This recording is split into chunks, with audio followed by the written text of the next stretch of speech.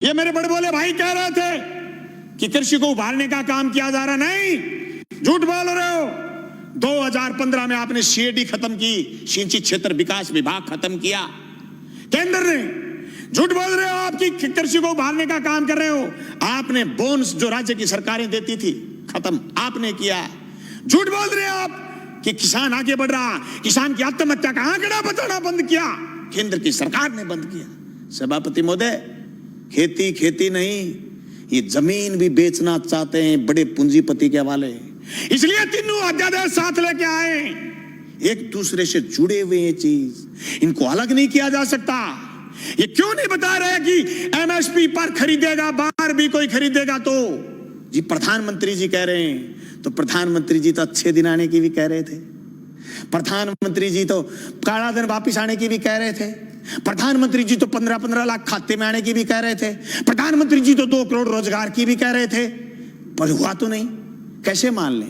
कागज से मानेंगे, कलम से मानेंगे, लिखित में मानेंगे, और आप कह रहे हैं आंदोलन नहीं है। गलत कह रहे हो आप। पीपली का किसान पूरे देश में छाप छोड़ के गया। अरे हरसिमरत कौर इसलिए इस्तीफा देकर चली गई कि आपकी जमीन, उनकी पंजाब में जमीन, राजनीतिक जमीन खिसकनी शुरू हो गई थी। तुम क्या सोचते हो कि राजस्थान में किसान सड़क पर क्यों नहीं आया? आएगा, राजस्थान में भी आएगा। मैं गया था 25 सितंबर को भादरा, मेरे विधानसभा क्षेत्र में 5000 किसान इकट्ठे हुए थे। गंगानगर हनुमानगढ़ में लोग इकट्ठे हुए थे। अरे राजस्थान में 800 850 मंडियां लगी थी पिछली रबी की फसल तुलाई में, और 30,000 टोकन कटे हुए रह गए। केंद्र की सरकार ने बंद कर दिया था। राजफेड खरीद लेगी तो नेफेड नट जाएगी, इनकार कर देगी।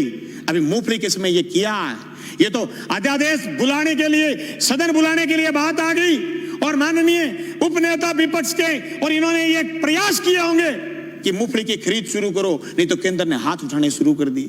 सभापति महोदय, इन कानूनों से न सिर्फ बड़े पूंजीपति बल्कि नए सरमाएदार पैदा हो रहे हैं। वो सरमाएदार जो अभी तक सिर्फ ऊर्जा में थे, सिर्फ पावर में थे, सिर्फ दूसरे संसाधनों में थे, वो एयरपोर्ट खरीद रहे थे, वो रेल खरीद रहे थे, वो जमीन पर कब्जा करने के लिए ये कानून केंद्र की सरकार से बनवाने में कामयाब हुए हैं। सभापति महोदय, देश में सिर्फ दाढ़ी बढ़ाने से कोई रविंद्रनाथ टैगोर नहीं हो जाता, सिर्फ इनकलाब बोल देने से भगत सिंह नहीं हो जाता, सिर्फ सत्य की और अहिंसा की बात करने से गांधी नहीं हो जाता। गांधी और टैगोर और भगत सिंह बनने के लिए जो त्याग और बलिदान की जरूरत है, उसकी कमी है आज। उस कमी को हमें स्वीकार करना पड़ेगा।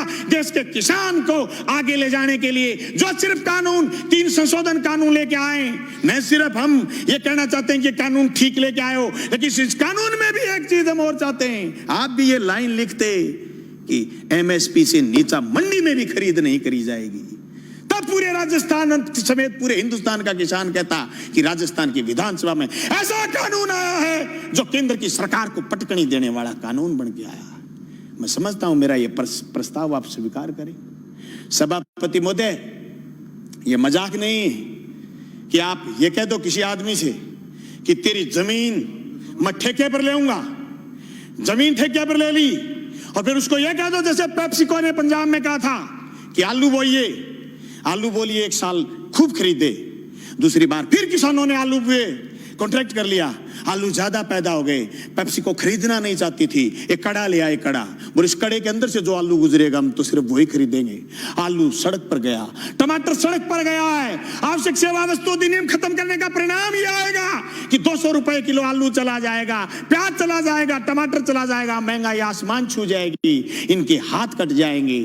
जो कानून आपने मंडी तोड़ने का लेकर के आए हो, मंडी टूट जाएगी, खरीदार नहीं बचेगा, दर दर की ठोकर खाएंगे। किसान के पास जब खरीदार नहीं होगा, जिन्स कोई खरीदेगा नहीं, वो खेती से मोह भंग हो जाएगा। जमीन छुटाना चाहते हैं, लक्ष्य जमीन छीनना है। इस लक्ष्य के भेदने के लिए ये सिर्फ 3 कानून जो राजस्थान लेके आए ये काफी नहीं है। इन कानूनों में और मजबूती की जरूरत है, और मजबूती से केंद्र के कानूनों का विरोध करने की जरूरत है। सभापति महोदय, मैं गंगानगर हनुमानगढ़ क्षेत्र के उस आंदोलन का गवाह रहा हूं जो सिंचाई पानी को लेकर के हुआ। मेरे पुरखे उस आंदोलन का नेतृत्वकारी रहे हैं जो जमीन छीनना चाहते थे। 1970 के किसान आंदोलन के गवाह रहे और जेलों में रहे, 7-7 लोगों ने कुर्बानी दी है। मैं दावे के साथ कहता हूं, केंद्र की उस मंशा को हम कामयाब नहीं होने देंगे। हम जेलों की चक्कियों की रोटी खा खा करके विधानसभा पहुंचे।